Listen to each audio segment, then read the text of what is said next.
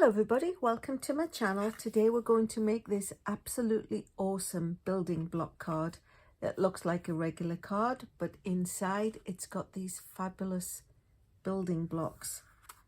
It's just like, whoa! And I love this stamp set, the Be Mine Valentine. It's in the current spring mini catalogue, so it's available until April. But it's a little bit Valentine-y, but make it for your friend. Why not? Somebody that you love. Quite a few intricate directions.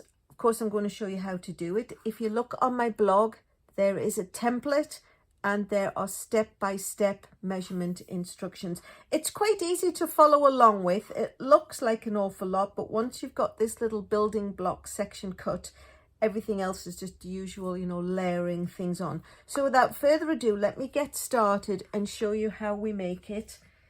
You need a piece of the cardstock base, and it's 10.5 by 5.5. It deviates from the usual half a piece of cardstock, but totally worth it. There's some scoring for that, but I'll show you the rest of the ingredients. We need some white and petal pink to make the elements of the bee. So the other pieces we need 8 little pieces, and these are 1 3/8 by 7 1/8. Like I say, there are 8 of them. There are the 2 panels. Oops, bring it into the shot. The 2 panels are 1 7/8 by 5 3/8, and then the front piece is 3 3/8 by 5 3/8. It's an awful lot of 8s, but definitely worth it in my estimation. And then the front piece that the bee sits on, it's 2 1/4 by 2 3/4 and 2 1/8 by 2 5/8 for the layers. Had you fooled there, you thought we'd gone away from the 8s, but there you go. Let me get started and do the cutting. So like I say, it's 10.5 by 5.5, and we're going to score it at 3.5.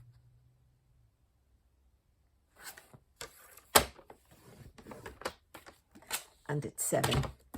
So I just need to bring out the arm of my cutting tool. So 3.5 and 7. And this 7-inch score line is where we are going to be making all of the other measurements. We don't need it to be sticking out anymore.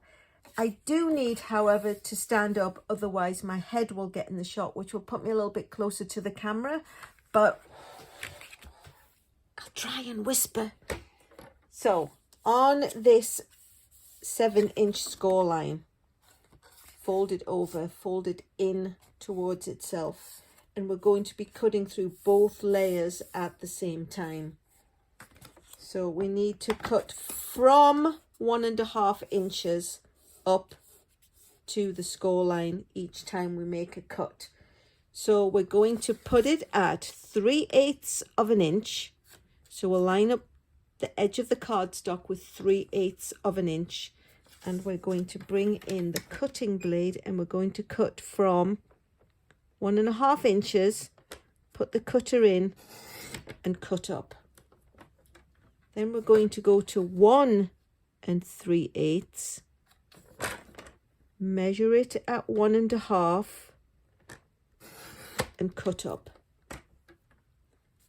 Then we're going to go to 1 5/8 and cut from 1.5 up. Then 2 5/8.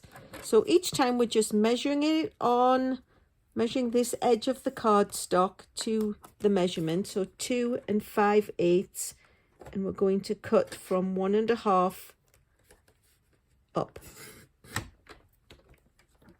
Then we're going to go to 2 7/8. And say it with me, people, from 1.5 up. I'm going to go to 3 7/8. Cut from 1.5 up. Then we're going to go to 4 1/8 from 1.5, cutting up, and 5 1/8. And that gives us all of our little sections that we need. Now what we need to do is do some scoring, but we're only going to score on the big pieces, on the 1-inch pieces that we've created. We do not want to score on all the little sections that are in between. So we'll line it up. Actually, let me line it up for you. It's at 2. It's at the 2-inch mark. So we're going to line the edge of the paper up at 2.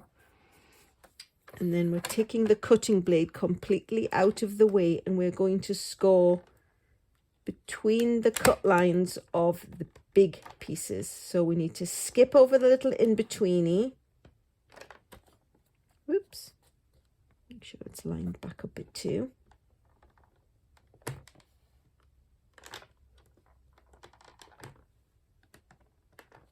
There we go. And then we need to move it over to, it looks like 5. And again, we're going to score just between the big sections. Miss out the little in-betweeny piece and score. I'm actually just lifting the scoring blade up and over those pieces. I'm not going through them all. So now you'll see we've got all these pieces cut. This one does look like it's a little bit skinny, but there are score lines at the edge of all the 1-inch sections. So that's the scary part done. So I'm going to sit back down and do some very careful pulling up. So we want to just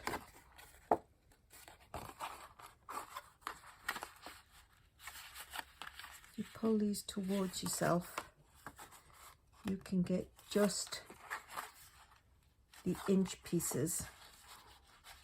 It is a little bit labor intensive, but I think it's totally worth the effort. And then what you need to do is get these ones to come towards you while the little ones go the opposite direction. And that's what creates the boxes. So we want to have all these little skinny mini pieces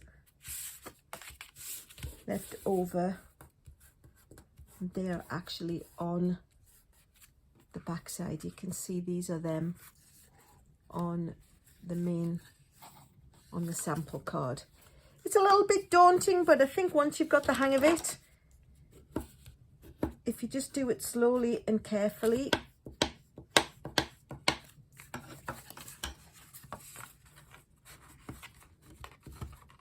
there we go. So that is, oops, that is the body of the card. And then this one, we just need to score the other fold, of course. That was the 3.5 inch score. So there we go. That's the body of the card without all its prettiness on the inside.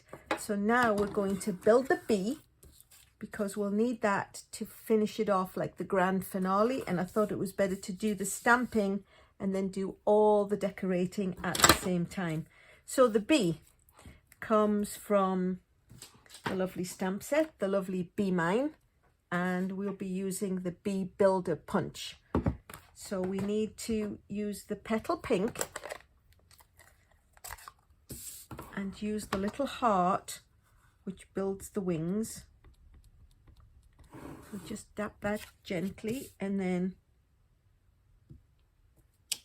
stamp it on the petal pink cardstock.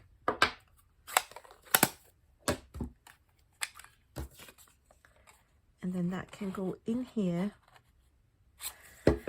Actually, I think I need to cut the piece off so there's more maneuverability of it. Let me just dip into my little scrap box and bring out a little piece of scrap paper. If you're ever trying to put something into a punch and it doesn't feel like it's going to go in the place where you want it, you take a little piece of scrap paper and just attach it to the back. Your fingers won't be able to maneuver it around, but you can move it with this handy dandy little piece of extra paper. My ladies who come to my stamp classes, we call this an executive extender. So it is an extender, but obviously joking. There's nothing executive about it, but when it helps you get the punch that you want, we'll see. Yes, please. So that's the wings cut. Now we just need to do the body, and we're going to do that with a Daffodil Delight. So we get the body punch.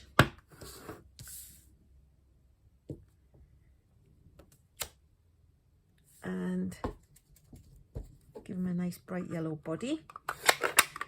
I'm going to bring in the Memento Black and give him his awesome stripes. So the usual trick of helping you to line something up is to not put it even on the acrylic block. Try and set it askew a little bit, so you're not guided by the edge of the block. You're actually going to line up the stamped image itself. So fingers crossed that it lines up. Woohoo! Not bad, because it's hard to do when you're not allowed to put your head in the shot. And then the other little bit we'll need to do is do some antennae. So we'll do those over there because that'll probably be easier to punch out. And then every little bee needs a happy face. So let's give him a little smile. So let's get rid of all the pieces that we no longer need. These were just a few I made earlier, just in case any mishaps happened. So we'll line up the bee in the punch and punch him out. And then we'll line up the antenna, which is actually, as you'll see, another one of the little hearts. So you could punch hearts to your heart's content, or you just use it conveniently to punch out antenna to build a bee. So now that we've got the bee done, we'll just get him put together. So a little bit of adhesive on his antenna, help him to go there, might put too much on. And then his wings can just go behind. So there we go, cute little bee. And now the rest of the card just needs to have all its pieces put on. So like I say, we had 8 of these little red flower pieces. So quickly stick, whoops, ooh, it's got very sticky. Put some adhesive quickly on the back of here. This adhesive is not cooperating. So 8 pieces with adhesive on them. And we're just going to attach them, one on each side of the fatter pieces.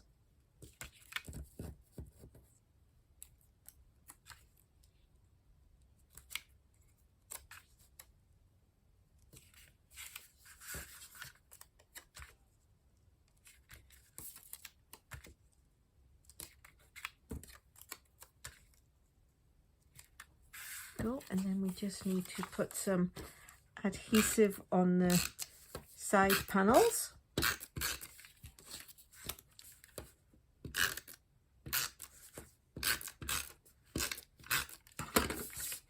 Just make sure the bees are the right way up and they just fit nicely onto each side. Oops. So that is more or less the inside of the card taken care of. So now, oops, camera got knocked a little nudge there. We just need to pop the front on. It's always a shame when I've decided on a designer series paper and then turn it over to add the adhesive. It's like, oh, but wait, I like that side as well. So we'll put the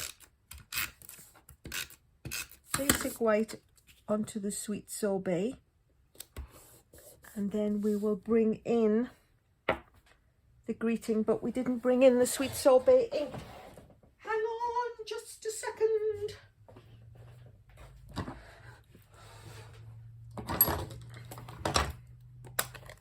So I'm going to use this lovely Hey Friend stamp, which came from the very first ever paper pumpkin kit back in March of 2013. It's like, wow, have we really been paper pumpkining for that long? So we'll pop a few dimensionals on the back of the bee, just to give him a little bit of stickiness. And actually I'm going to pop the piece onto the front so I can press it flat first, and then pop our little bee guy on. So there you have it, 2 cards the same with a really lovely inside. Of course you can do all the signing here on the back. If this was a dark cardstock, you might want to put just a little strip of basic white or a lighter colour so your greeting can be seen, but I think they are rather lovely cards. If you like what you've seen, please consider subscribing or give me a thumbs up. Like I said, there are templates and all the directions are on my blog in depth. If you've got a question or a comment, feel free to pop them in the box below. I'll always try and answer everybody's queries. The Zoom classes I'm doing are going great, so if you'd like to join in with those, don't forget to go over to my blog and sign up to do those. And last but not least, thanks so much for watching.